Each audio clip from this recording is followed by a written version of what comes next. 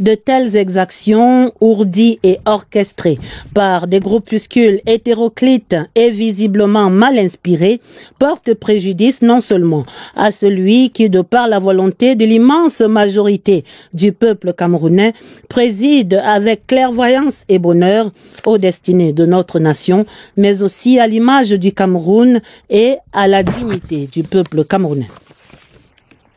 Aussi, le gouvernement de la République, par ma voix, en appelle au patriotisme de ses concitoyens de la diaspora, à leur honorabilité, à leur sens de responsabilité, pour qu'ils s'abstiennent de mener de telles actions à la fois inopportunes, déshonorantes et pernicieuses, qui ne peuvent que jeter l'opprobre sur tous et faire du tort à leur propre pays.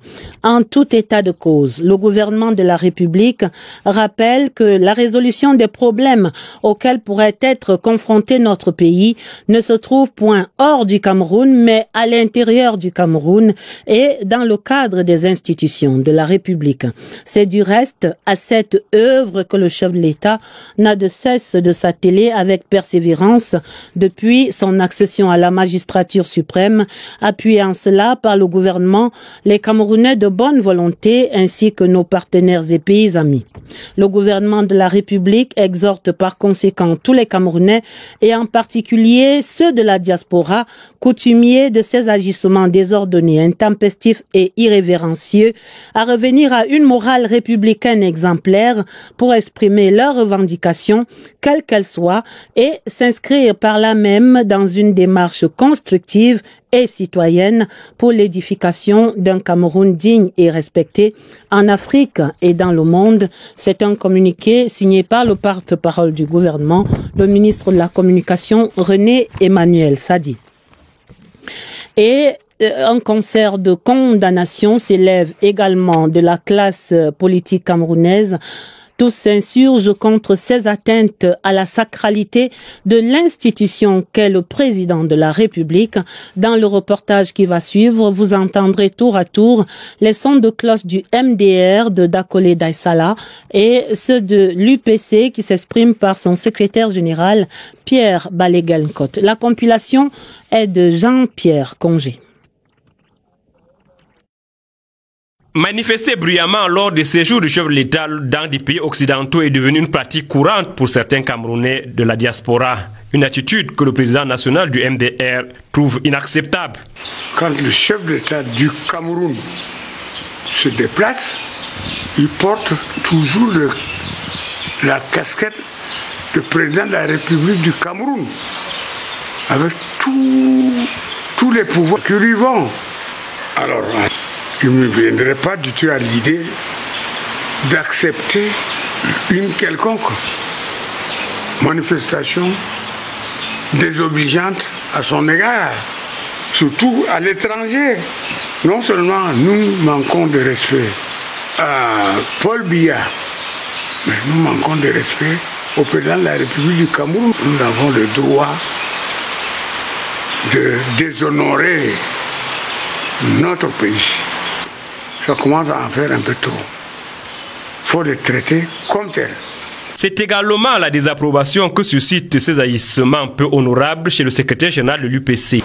Vous ne pouvez pas quitter votre pays pour aller faire le désordre dans un autre pays, disant que vous faites de la démocratie. Répondre que c'est la démocratie. C'est quelle démocratie? Nous sommes un pays indépendant. Nous avons notre territoire. Nous avons notre constitution. Nous avons nos règles. Si les gens veulent faire la politique, ils viennent faire ça ici. Depuis quand les Européens vont venir ici en Afrique défiler quand ils ont un problème politique chez eux?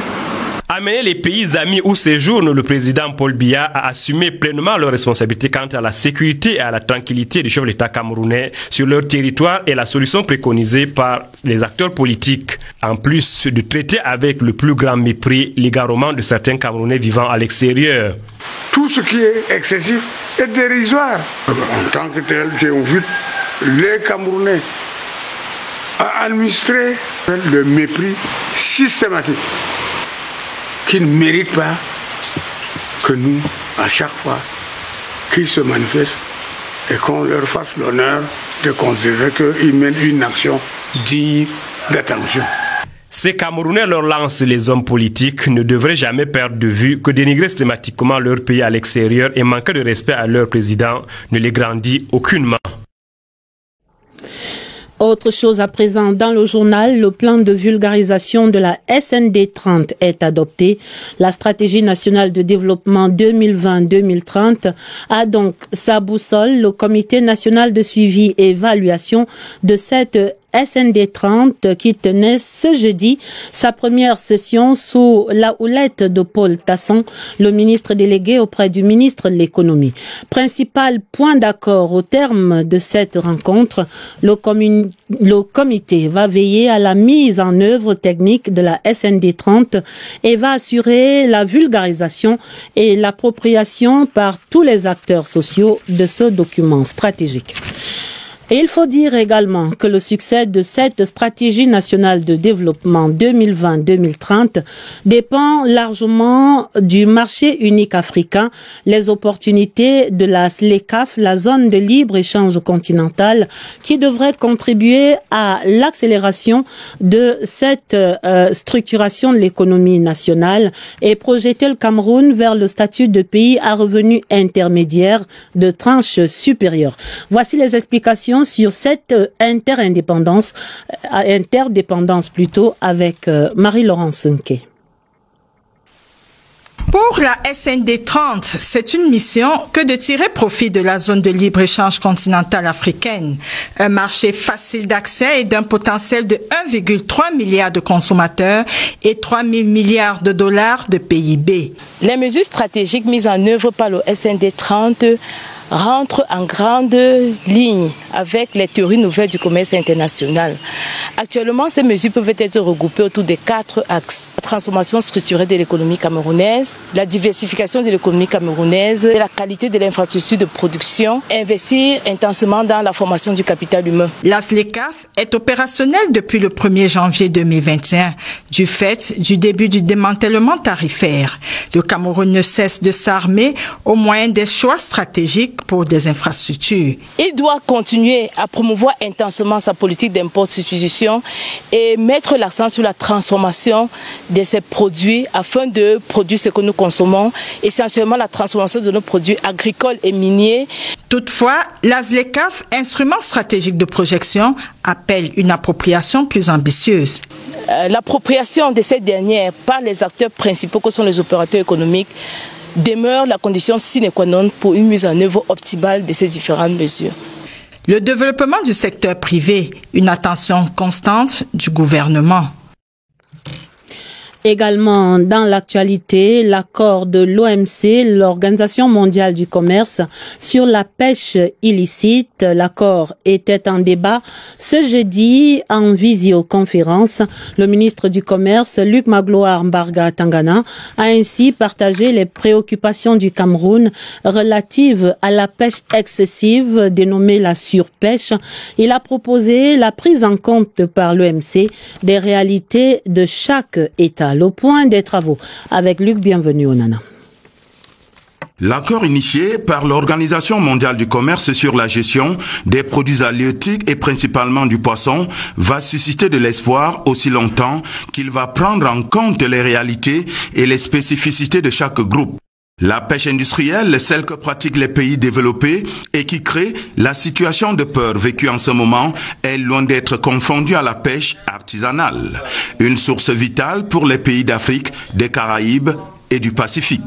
Tant il est que la pêche artisanale participe de la sécurité alimentaire, de la politique de l'emploi et de la lutte contre la pauvreté dans nos États. Et puis, ces propositions. L'interdiction effective de certaines subventions, la reconnaissance de la primauté de l'État côtier en matière de constatation des infractions dans ces eaux, la garantie des sanctions effectives contre les opérateurs et navires coupables de pêche INN, l'application du principe pollueur-payeur. Les échanges de ce jeudi qui ont duré 10 heures d'horloge étaient présidés par le directeur général de l'Organisation mondiale du commerce, la Nigériane Ngozi Okonjo-Iweala.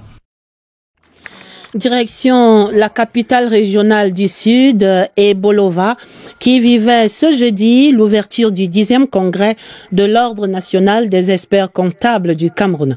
Devant de nombreux membres du gouvernement, le représentant du chef de l'État, le gouverneur Félix Nguele a appelé les exécutifs municipaux à s'approprier les instruments normatifs proposés par ces experts comptables sur la comptabilité publique pour le succès des projets de développement local. La synthèse de cette première journée des travaux avec Flavien Zobor à Bolova. Dans un contexte de décentralisation accélérée, les collectivités territoriales décentralisées, au-delà des ressources transférées par l'État, doivent créer d'autres sources de financement innovants. L'exercice s'adosse sur la transparence. Le Congrès national des experts comptables qui se tient à Bolova se présente comme un cadre qui va davantage outiller les élus locaux. Les élus locaux auront là l'occasion d'avoir les outils qui leur permettent de s'améliorer dans la gouvernance au quotidien.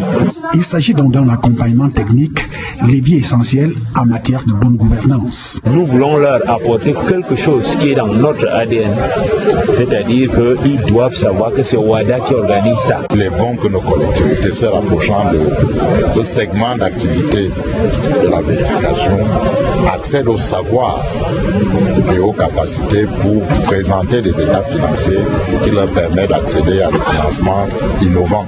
Ces moments de grande pédagogie ont été colorés par des danses patrimoniales, une richesse culturelle qui a donné à voir devant les membres du gouvernement et d'autres invités de marque.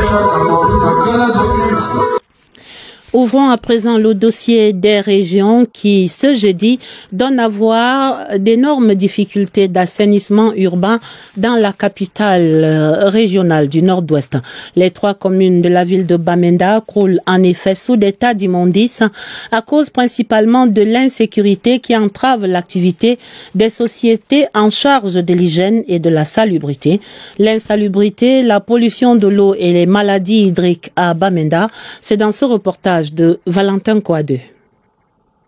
Les rues de la ville de Bamenda sont jonchées d'immondices. La société en charge de la gestion des ordures ménagères ne pouvant efficacement faire son travail. Une situation qui expose les populations à certaines maladies. Les habitants ici, on ne vit même pas bien. Parce que les ordures ici, ça donne les maladies et tout. Le deuil qui quitte ça, nous ici, on habite ici à côté, on ne peut même pas vivre bien. À New Road, au quartier Hot Pot, le seul lieu de dépôt des ordures, ici traverse un cours d'eau exposé à la pollution. L'environnement n'est pas épargné à cause de l'incinération des ordures. Burning of waste produces a lot of dioxins. Incinérer les ordures produit les dioxines qui se mélangent à l'atmosphère. L'une des voies, c'est qu'elles entrent dans l'eau et les animaux aquatiques vont en consommer, ce qui est catastrophique. En attendant qu'une solution définitive soit trouvée, les populations, elles, continuent de subir la furie des ordures. Cette insalubrité a naturellement un énorme impact sur l'environnement et sur la santé des populations. Allons voir également les solutions locales à cette pollution ambiante à Bamenda. C'est un reportage de Laurent Chisogbe. La situation inquiète. Autant, il faut agir dans l'urgence. On risque d'être confronté aux effets néfastes. Le maire Paul Achobon préconise dans un premier temps la prise de conscience des municipalités. On ne peut pas produire les ordures à Bamenda 2 et Bamenda 1 consomme ça. On ne peut pas produire les ordures à Bamenda 3 et on dépose ça au Bamenda 1. Avant la fin de juin, chaque mairie va nous montrer là où les ordures vont se déposer. La ville de Bamenda produit en moyenne par an un peu plus de 1000 tonnes de déchets ménagers. À en croire Paul Achobon, il faut également penser à rendre efficace le plan communal de gestion des déchets dans la ville. Le recyclage et la transformation, par exemple, seraient une alternative louable. Les plans de transformation sont en cours. J'ai demandé à certaines entreprises spécialisées dans le domaine de transformation des ordures de nous faire une proposition. Vivement qu'une action soit posée afin d'éloigner le spectre de villes poubelles. Dans ces collectivités territoriales décentralisées ici à Yaoundé, les communes, les populations de Yaoundé 6e fêteront bientôt de nouvelles routes secondaires aménagées. Les travaux de reprofilage de plusieurs de ces axes à partir du quartier Etouguébé 2 sont en effet lancés. Les quartiers Mendong, Komkana, Mbankomo et Nkolbison seront ainsi désenclavés grâce à cette initiative de André Fouda. C'est le conseiller municipal et élite de cette zone. Daoud Mouliom de CRTV News était présent au premier coup de pelle ce matin. C'est un début de solution à l'enclavement criard reconnu au quartier Etouguébé 2. Au moins 4 autres quartiers pourront désormais être ralliés à partir du lieu-dit Carrefour du Chef, notamment Mendong, Carrefour Banane, Akokndoué 2, Nkom Kana, Bankomo et Nkolbison. La doléance des populations portée par André Fouda et les autres conseillers municipaux de Yaoundé 6e a reçu un écho favorable auprès de la communauté urbaine de Yaoundé. Accompagner son Excellence, Monsieur le Président de la République, dans sa politique de la saisie des grandes opportunités finalisées par les grandes réalisations. L'élite du Mfundi, en général et celle de Yaoundé 6e, fonctionne désormais dans une synergie d'action. La mairie de la ville voudrait avoir à ses côtés des conseillers qui conseillent. Plus de 6 km de route à reprofiler pour faciliter la circulation des populations de cette zone cosmopolite dont les rêves effacent déjà les tristes souvenirs. L'enclavement était total. C'est sur cette base que nous avons donc adressé les demandes de soutien. Un bel exemple de collaboration locale entre communes d'arrondissement et communautés urbaines au service des populations. Le secteur des transports vit sous la menace d'un énième mot d'ordre de grève, un mot d'ordre qui vient heureusement d'être annulé de justesse. Le ministre du Travail et de la Sécurité sociale, celui des transports et plusieurs autres membres du gouvernement se sont en effet retrouvés ce jeudi avec des transporteurs. Objectif, rechercher des voies à cette crise et à ce préavis de grève générale et illimité émis par des transporteurs à compter du 12 juillet. C'était donc cette dernière semaine. Les revendications, un meilleur cadre de travail accompagné par des assurances maladie. Les réponses du gouvernement, c'est dans ce reportage de Barbara Padjama. Un obstacle dévié de justesse par le gouvernement. Les mototaxis, les taximens, les conducteurs de bus, leurs syndicats ont suivi la voie de la patience après le préavis de grève générale et illimitée du 12 juillet dernier. Leur pétition débouche sur la révision de leurs assurances tout secteur. Notamment la dissolution de la commission tripartite TPV Assurance Syndicat, l'effectivité de l'accord par les assureurs de souscription d'assurance pour les mototaxis en catégorie 5B, la réduction de la loi du 16 juillet 2015 instituant le fonds de garantie automobile au Cameroun. 5 points sur la table du dialogue social avec les concernés. La réponse du gouvernement était au vert. Les démarches vont bon train au service du Premier ministre. Pour ce qui est du paiement du taux de 66 850 francs d'assurance, taxi 4A, des pourparlers sont en cours avec les compagnies d'assurance. Cette concertation est une autre victoire du dialogue social qui compte s'élargir à l'ensemble des syndicats du secteur des transports au mois d'août prochain. Ce communiqué dans la suite du journal, le délégué général à la Sûreté nationale qui informe le public que l'unique site de pré-enrôlement en ligne du nouveau système de production des passeports biométriques camerounais est bien www.pascam.cm. Tout autre site mis en ligne relève du faux.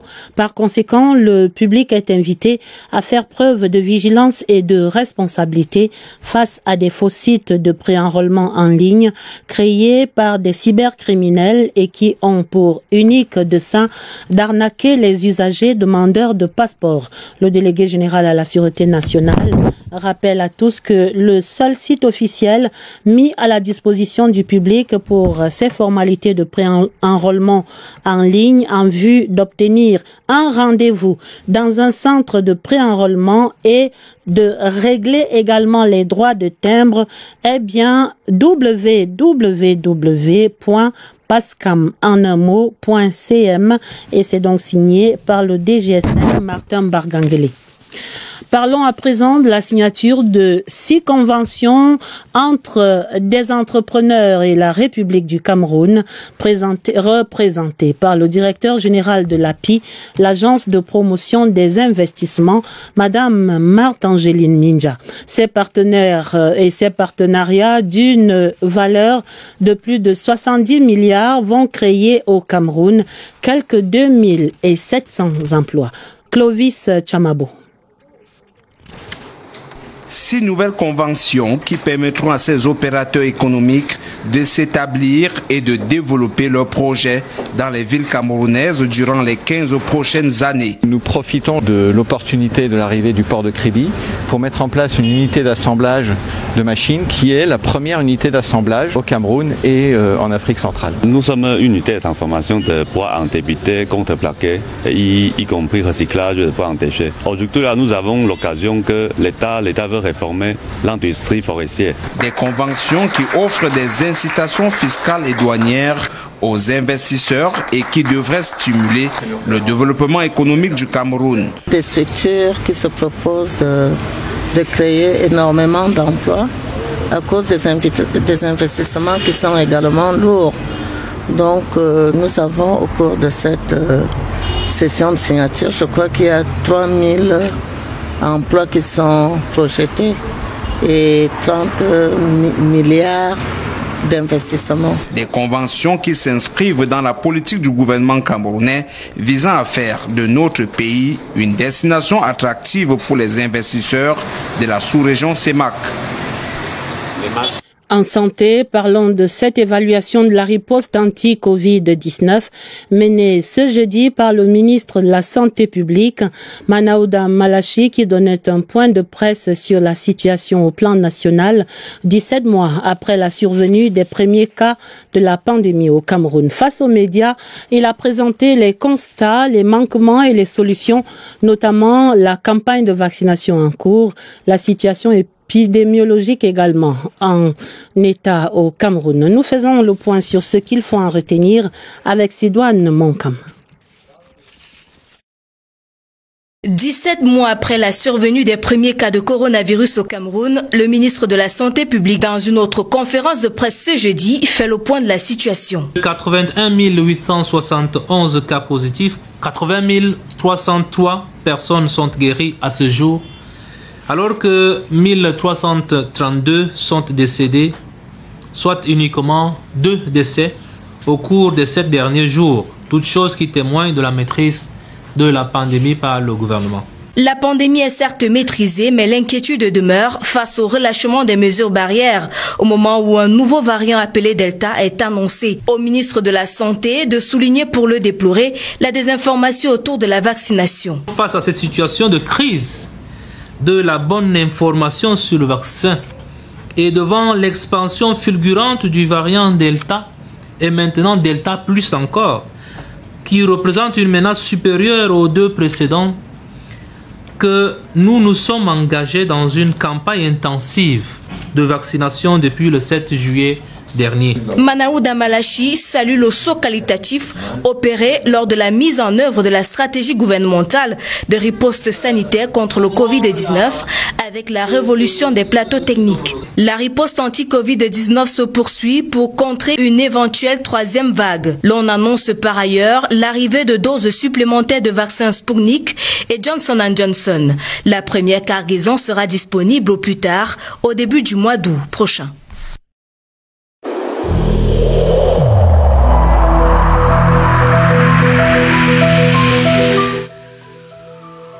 Malgré nos efforts, le Covid-19 a endeuillé de nombreuses familles et provoqué de graves difficultés dans le fonctionnement de notre économie et de notre société.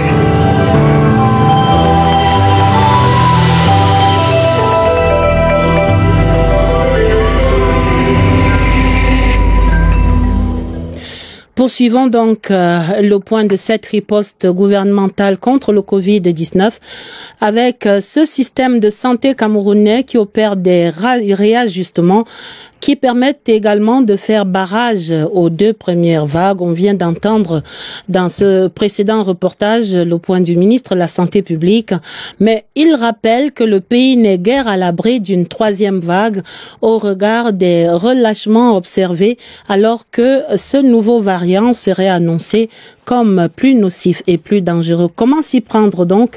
Nous allons comprendre avec les explications de l'invité de Évariste Yenga ce jeudi au centre des opérations d'urgence de santé publique à Messa. Bonsoir Évariste. Bonsoir Adèle. Le Cameroun s'est montré résilient avec un système de santé visiblement aguerri et qui a fait montre de beaucoup de prouesses pour parer la pandémie à coronavirus Covid-19. Seulement, il y a eu une première vague, puis une deuxième. Est-il déjà à l'abri d'une 3e vague, le Cameroun? Réponse avec le docteur Joseph Fokam, virologue du Centre international de référence Chantal Biya. Docteur, bonsoir. Bonsoir Évariste. Est-ce que le Cameroun est déjà à l'abri d'une éventuelle 3e vague? Évariste, bien que le Cameroun soit aujourd'hui parmi les pays où on a les plus faibles taux de transmission du coronavirus, nous ne pouvons pas prétendre être à l'abri d'une 3e vague. Aussi, pourquoi? Parce que le faible taux du Cameroun que nous avons pour l'instant peut se justifier également par l'absence des variants très préoccupants dans notre contexte. Cependant, les autres pays qui sont passés par ces mêmes expériences du Cameroun sont déjà en train de vivre des 3e, voire des 4e vagues. Alors, il est important pour le Cameroun où la 2e vague est arrivée environ 6 mois après la première. Il y a de fortes chances que nous, dans les mois à venir, on puisse faire face à une 3e vague si les mesures de riposte ne sont pas continuellement mises en place. Alors nous voulons rassurer la population que bien que les taux soient faibles, c'est le moment idéal de continuer avec les mesures barrières. C'est le moment idéal aussi de courir vers la vaccination pour garder ce taux de positivité très bas afin qu'à la rentrée scolaire également et aussi pour la CAN qui arrive très bientôt, nous puissions mener ces différentes activités sans accord. Merci à vous, docteur Joseph Fokam. Le taux de positivité que vous évoquez, il est de 2%.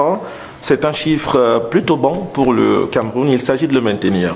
Vaccination, mesures barrières. C'est entendu Évariste. Merci et merci à votre invité. Parlons à présent de la promotion et de la vulgarisation des énergies renouvelables au Cameroun. Une initiative de l'association camerounaise pour ces nouvelles énergies qui sollicite l'expertise française. Une mission d'experts français séjourne ainsi au Cameroun pour opérer la structuration de cette filière. Alvin Giselzé. C'est indéniable, l'accès à l'énergie électrique n'est pas le bien de tous, notamment au Cameroun. Le déficit énergétique oblige à recourir aux énergies renouvelables, un secteur qui a pourtant des atouts naturels, mais qui tarde à prendre de l'envol. Les énergies renouvelables nécessitent beaucoup d'expertise. Les bailleurs de fonds peuvent financer ces projets, mais à condition que ce soit des bons projets. Les acteurs locaux et une mission d'acteurs français des énergies renouvelables explorent des pistes de réflexion. Que l'on parle de la biomasse, des résidus de l'agriculture qui peuvent être valorisés en gaz renouvelable, que l'on parle du vent, du soleil, de l'eau. On a toutes ces sources d'énergie-là qui sont disponibles au Cameroun. Le Cameroun s'est fixé le cap de 25% de recours aux énergies renouvelables à l'horizon 2035. L'objectif ne peut être atteint que si la filière est bien structurée et si les installations présentes et celles à mettre en place répondent aux normes. Ceci étant, c'est notre rôle. C'est de co-construire avec des partenaires qui ont plus grande expertise que nous, renforcement de capacité, structuration de la filière. Il faut tamiser la filière, réglementer la filière. Une dynamique que l'association camerounaise pour les énergies renouvelables entend impulser avec les bailleurs de fonds français. Le secrétariat à l'éducation du diocèse d'Obala a un nouveau complexe scolaire. Le bâtiment était inauguré par Monseigneur Léopold Sosten Bayemi Macei, l'évêque d'Obala, en présence de Monseigneur Damas Zinga Tangana, l'évêque de Kribi. De nouveaux bâtiments qui préparent déjà la prochaine rentrée. On va retrouver Richard Atangana Obama de CRTV Centre.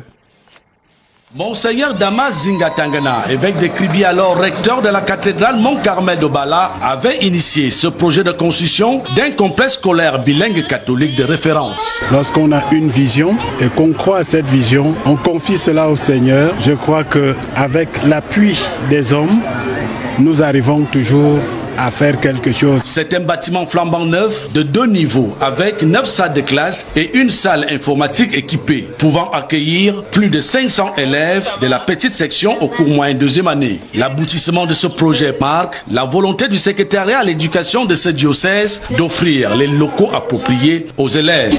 L'éducation, c'est le plus grand projet de l'évêque d'Obala que je suis.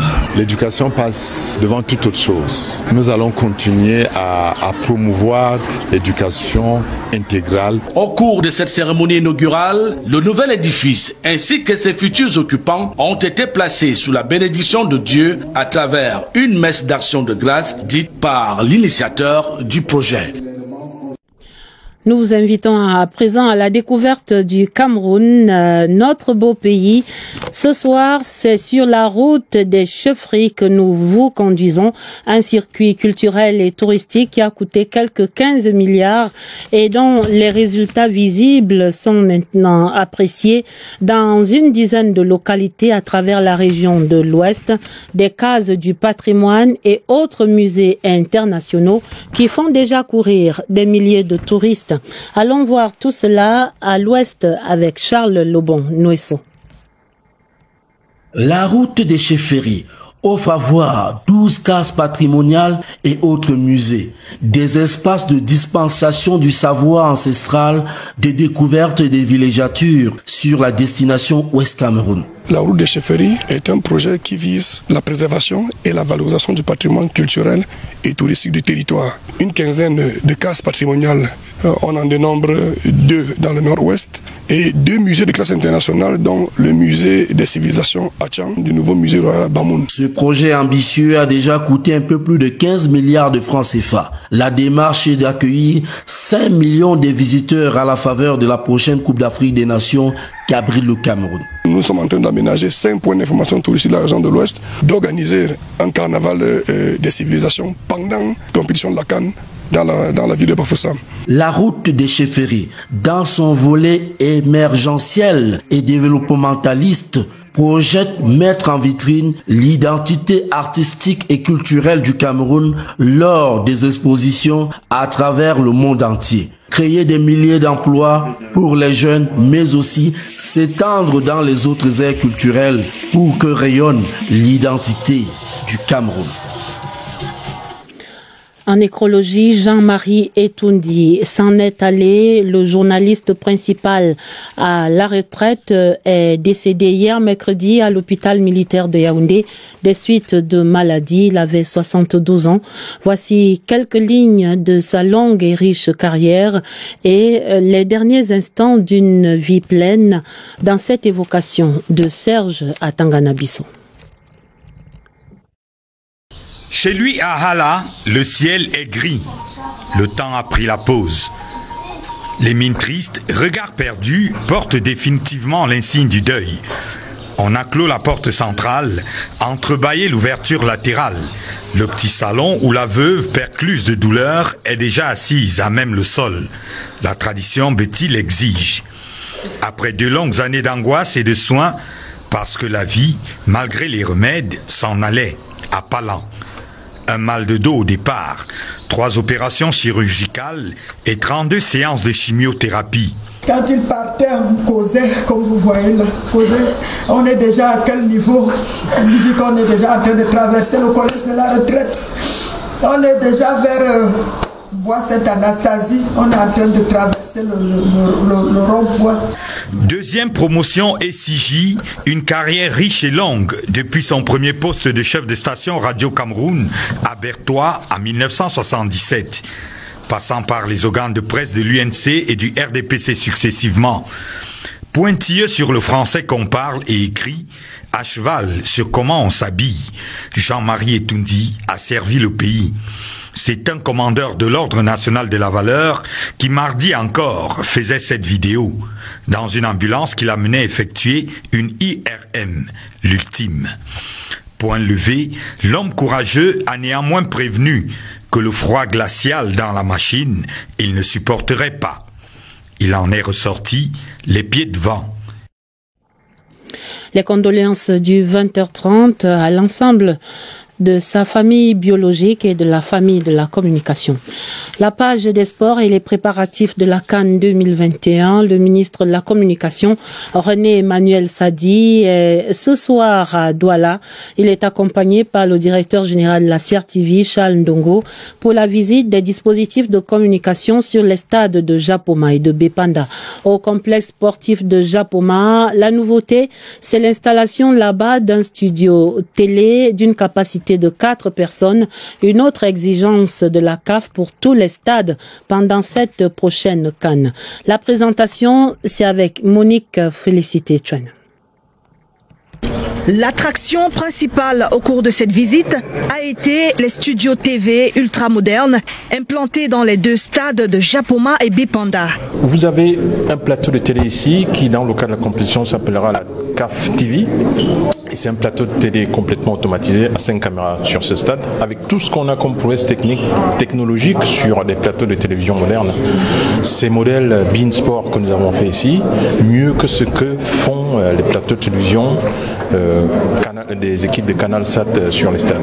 Ça donne une particularité au stade du Cameroun, qui sont aujourd'hui comparables au stade de la Première Ligue. Une expertise camerounaise appréciée par tous. Pour sa première visite officielle à Douala dans le cadre des préparatifs de la CAN Total Cameroun, le ministre de la Communication, René Emmanuel Sadi, a salué le dispositif implanté dans les 2 sites. Je suis venu accompagné du directeur général de la CRTV et bien sûr aussi avec tous les prestataires qui ont été retenus dans le domaine de la communication et de la retransmission des événements sportifs que nous attendons, notamment la CAN. On peut également se féliciter de ce que tout ceci a été fait par des ingénieurs camerounais. C'est remarquable. La société Optimum et la société Studiotech. Je suis heureux d'être venu et je suis satisfait d'avoir vu ce que j'ai vu. Une satisfaction partagée par le gouverneur du littoral, Samuel Dieudonné Ivara Diboa, et le directeur général de la CRTV, Charles Ndongo. Après la réussite du CHAN, le média national se déploiera encore plus efficacement sur le terrain de la Coupe d'Afrique des Nations. Le Cameroun également engagé sur la piste des Jeux Olympiques Tokyo 2020. C'est dans 8 jours et la suite du compte à rebours ici à la CRTV. Arrêt ce soir sur la lutte, une discipline portée par Joseph Emmanuel et Emilienne et Sombet-Yako, plutôt Joseph Emilienne et Sombet-Yako, qui est également par ailleurs le porte-étendard de la Team Cameroun. Un espoir de médaille pour le Cameroun présenté par Évariste Yenga. Ce sera la 2e participation aux Jeux Olympiques après Rio 2016 de Joseph Emilienne et Sombet-Yako. La lutteuse, porte-étendard de la Team Cameroun à Tokyo, compte inscrire une première ligne à son tableau de chasse olympique encore vierge. Mais déjà, l'athlète de 33 ans est une habituée des podiums sur le continent et sur la planète. Médaillée d'or aux Jeux de la francophonie d'Abidjan en 2015. Médaillée d'argent au championnat d'Afrique de Marrakech 2012, à N'Djamena en 2013, puis à Port Harcourt, championnat d'Afrique 2018. Le bronze est le métal le plus présent dans la galerie de celle qui est née à Douala. Jeux de la solidarité islamique de Bakou, championnat d'Afrique 2014 en Tunisie, puis 2016 en Égypte. Déjà rendu à Ito au Japon, Essombe opère les derniers réglages. Côté technique, ça va, nous arrivons à nous acclimater malgré le décalage horaire qui est de 8 heures. Donc c'est pas facile, mais on fait avec. Et puis heureusement pour nous, parce que nous sommes venus un peu plus tôt, donc nous aurons le temps de nous adapter. Essombe Tiako, c'est près d'une vingtaine de podiums sur la scène internationale. Elle fera donc parler cette expérience. Bon vent à la team Cameroun. Voilà qui met un terme à ce 20h30. On retient essentiellement cette croisade lancée par le gouvernement contre les atteintes réitérées à la dignité du président de la République du Cameroun, son Excellence Paul Biya, par des compatriotes résidant à l'étranger. Le gouvernement de la République appelle à revenir à une morale républicaine exemplaire. Vous l'avez entendu en tête de ce journal, le communiqué du porte-parole du gouvernement, le ministre de la Communication René Emmanuel Sadi, également entendu en tête du journal les condamnations à ce sujet de la classe politique camerounaise. Le journal était préparé avec la collaboration de Marlise et Noambarga Aoumou, Augusta Ngononga et Christelle Beina. Vous aurez un autre journal présenté sur cette antenne à minuit par Dieudonné Zra et Ewane Epolé. Vous allez retrouver immédiatement après ce journal le magazine intitulé Death Slums. Et pour les éditions du week-end, dès vendredi demain, vous serez en compagnie de Atta Badine Oumar. Mais dès lundi, je vais en vacances. Vous retrouverez au 20h30 Romuald Ntuis Ngok. Je vous souhaite déjà d'avance un excellent week-end. D'avance également d'excellentes fêtes de la Tabaski à la communauté.